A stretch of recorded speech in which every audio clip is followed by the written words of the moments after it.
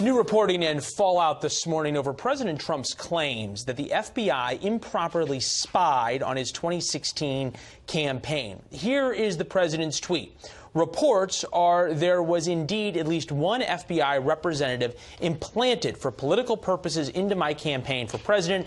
It took place very early on and long before the phony Russian hoax became a hot fake news story. If true, all-time biggest political scandal. Let's bring in former Justice Department official Robert Driscoll, a little more insight on all of this. And we got to give you credit where credit was due. It was a couple of months ago on this show that you talked about how the president can't be indicted by a special counsel, and that's exactly what the president's attorney then came out and said. So you've got a high bar to live up to. Break this down between the New York Times and Washington Post reporting that the FBI had an informant go talk to a couple members of the Trump campaign and see what they knew about dealings with Russia, and the president's accusations that he was being spied on by the FBI. One man's spy is another man's informant, or something different? Yeah, I mean, I think that's kind of it. I think all of this devolves into whether there was a valid basis to do any of this in the first place. I mean, if there's a valid FBI investigation going on, the use of confidential informants isn't particularly remarkable. But if there's not a valid investigation going on, then this could be nefarious. And I found the when you say valid investigation, you mean did the FBI have a valid reason to begin looking at these campaign? It was Papadopoulos and Carter Page and others, whether indeed they were talking to the Russians or weren't they, or whether the FBI had been ordered, say, by DOJ or by President Obama. Right, exactly. And there's some weasel words in the New York Times article I saw where they mentioned, whoever was leaking to the New York Times, that this type of witness might be used even prior to the opening of an informal investigation or by intelligence agencies other than the FBI. Both of those would be very concerning if, for example, the CIA or the NSA had somebody talking to people in the Trump campaign. But again, if there was a validly open investigation with a valid basis, it wouldn't necessarily be the worst thing in the world. You listen to the president's supporters, it's almost this idea that the president was being set up when he was then candidate Trump by the FBI. You listen to Democrats, they say this is proof of near treasonous behavior. And then you listen to Mark Warner, Democrat of Virginia. It would be irresponsible at best. It would be, at best, irresponsible, and at worst, potentially illegal for members of Congress to use their positions to learn the identity of an FBI source for the purpose of undermining the ongoing investigation into Russian interference in our election. These are big words being thrown around. Right. It strikes me the parallels all the time to the Clinton-Lewinsky scandal. I mean, it's just amazing how partisan it's become, the attacks on a special counsel. I mean, I think of the attacks on Linda Tripp. Remember, she wore the wire and implicated Monica Lewinsky, how one side said she was the most evil person in the world, the other side thought she was a do-gooder. And we're seeing the same thing with whoever this confidential informant is. Everyone's jumping in immediately. Is someone a rat or is somebody somehow doing truth, God's justice work? In the American way gets lost along the way. Right, and because impeachment's the only remedy, devolution to a completely partisan food fight is in the president's interest because he can't be convicted of impeachment with a number of Republicans in the Senate. Real quickly, though, before we go on this issue of Giuliani who's saying that the president can't be indicted, does this make it more likely that the president sits down with Robert Mueller? We know from Giuliani and John Roberts' reporting that he is going to start being prepped for a sit-down. That doesn't mean it actually happens.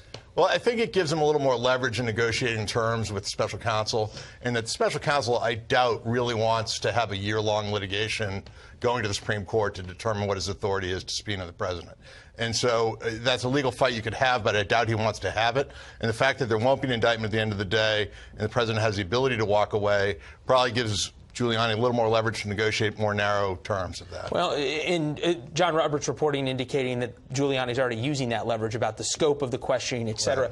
Mr. Driscoll, good to see you. We'll see if any of your prophecies prove true. We'll have you back when they do. Thank you. Good evening, Catherine. Well, thank you, Brett. A source familiar with the draft described it as detailed, extensive, and thorough in the ballpark of several hundred pages.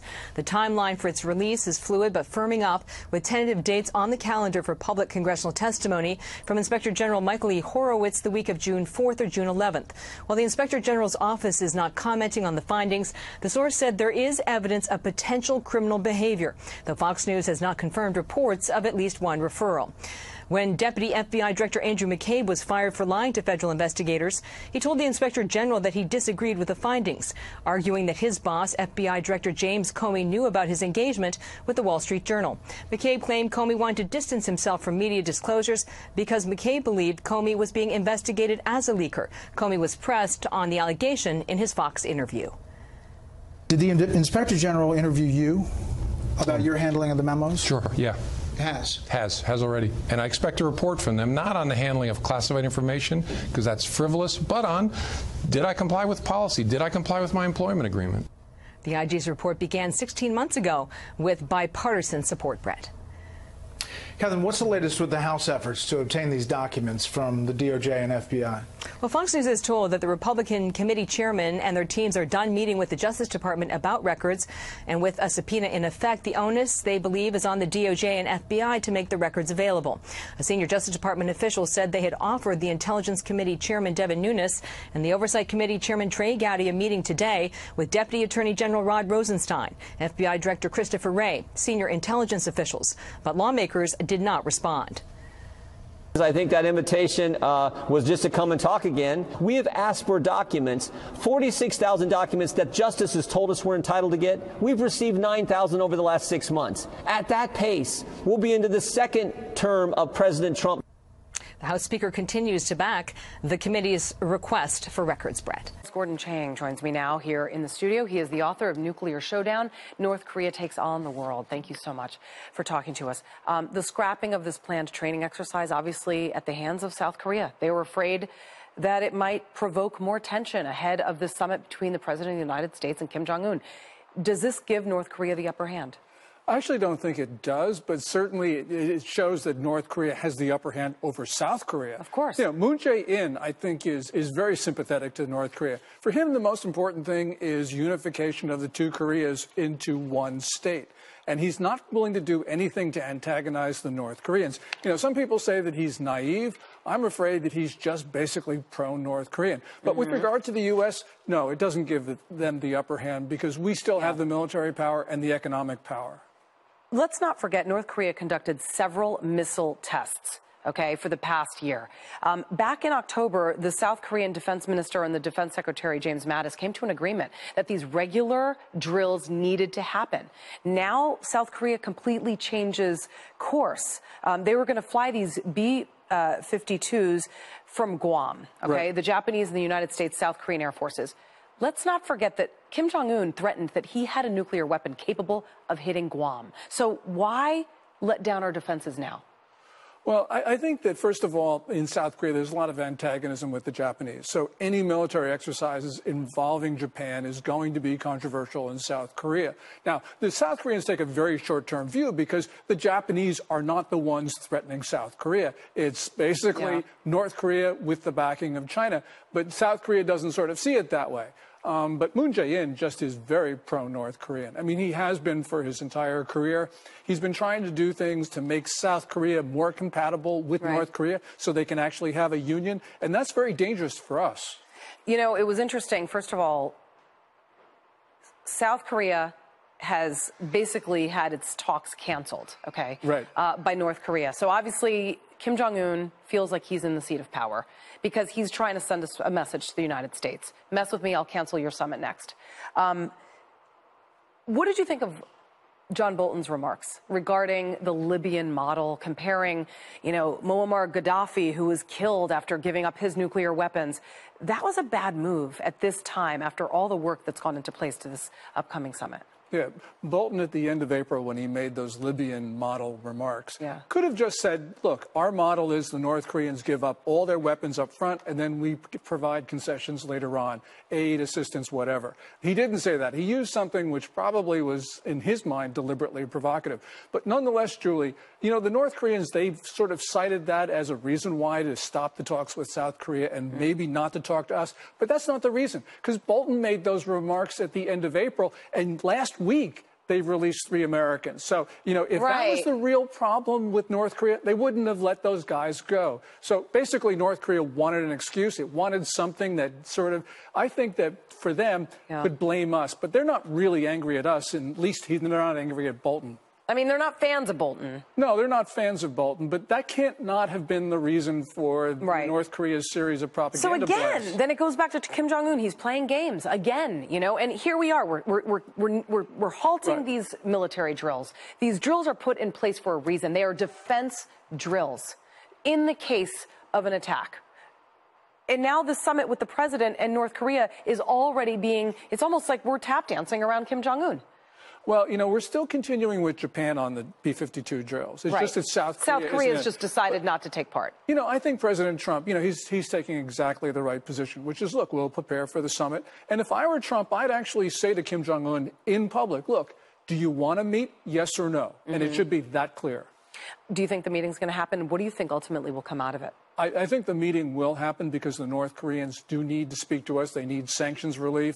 And so, it might not be June 12th. It might be later on in the year. It might not be in Singapore. It might be someplace else. But I think that they will occur. You remember historically around July 4th, a lot of times we saw a lot of nuclear testing. I mean, and missile testing as well. Yeah, we saw a lot of the missile tests and them shooting off these long-range missiles. And it always happened to coincide with July 4th, which is America's day to recognize freedom. I'm hoping this July 4th is much different than years past. I think it will be, Julie. I'll be an optimist. All right. I also want to just bring up the detainees that were released, because you mentioned, and it's very interesting to look at the timing in all of this. Right. The fact that those 3 detainees were released, much unlike Otto Warmbier, that speaks volume as to the work this administration has done in changing relations between North and Korea, possibly for the very first time in such magnitude. No, you're absolutely right about that, because Otto Warmbier last June came back in a vegetative state, died just a few days after returning. These 3 guys came back in very good condition. They walked on the plane by themselves. And that's an indication that North Korea understands it needs goodwill from President Trump right now. We are getting breaking news right now that China has landed a bomber in the South China, what was it? Woody Island. In the South China Sea for the very first time. What do we make of that? Well, this is a violation of Xi Jinping, the Chinese ruler's pledge to President Obama, September 2015, in the Rose Garden, where the Chinese said they would not militarize their islands in the South China Sea. The Chinese are villains, but it's now up to the United States to prevent the Chinese from doing that by imposing costs. And we got to remember the Chinese blinded a couple of American pilots over Djibouti in Africa. Right. And we haven't imposed any costs on that. That occurred about 2-3 weeks ago. And the Chinese have been using lasers like they did in Djibouti in the South China Sea. We need to tell the Chinese, first of all, no military-to-military exchanges. Right. We need to start expelling Chinese diplomats because they've injured American service personnel for the first time since the end of the fighting in the Korean War. This can't go unnoticed, unremarked.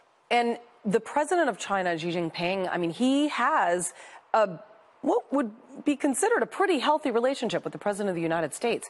But yet we still get news like this. What is going on between these 2 countries? And when is China finally going to get the message? The United States is not messing around. So don't mess with what we're trying to fix. Well, the Chinese will get the message, don't mess around, when we actually start imposing costs on Beijing. We've been very reluctant to do that across the whole range of issues. And so I think that essentially this is an American issue. This is not a Chinese issue. Look, the Chinese don't like us. They're trying to undermine the U.S. They're trying to rule the world. But we've got to stop them. We've got the power to do that, Julie. And American presidents, up to President Trump, haven't done it. President Trump is not exactly clear where he's going on this because he, too, has been reluctant to actually call out the Chinese in public and make them pay for very dangerous conduct. And I just want to reiterate once again, first of all, this breaking news is coming in from China. Okay, so these are coming from Chinese sources. Yeah, they're basically saying, we're doing this. What are you going to do about it? But they're also reporting that this is a nuclear-capable bomber. Yes. Yeah, I think it's the H-6K. But whatever it is, yeah, basically they're daring us to do something about it. And they know that we haven't done anything in the South China Sea for a very long time, especially in the Obama administration. So they're going to kick us until Don't dare this administration. I think we've all learned. Yeah, and I'd like to see Trump push back on the South China Sea. That's really critically important. Yeah, all right. Well, we're going to continue to talk about this. Interesting. Thank you very much, Gordon Chang. Always great to see you. Thanks, Julie.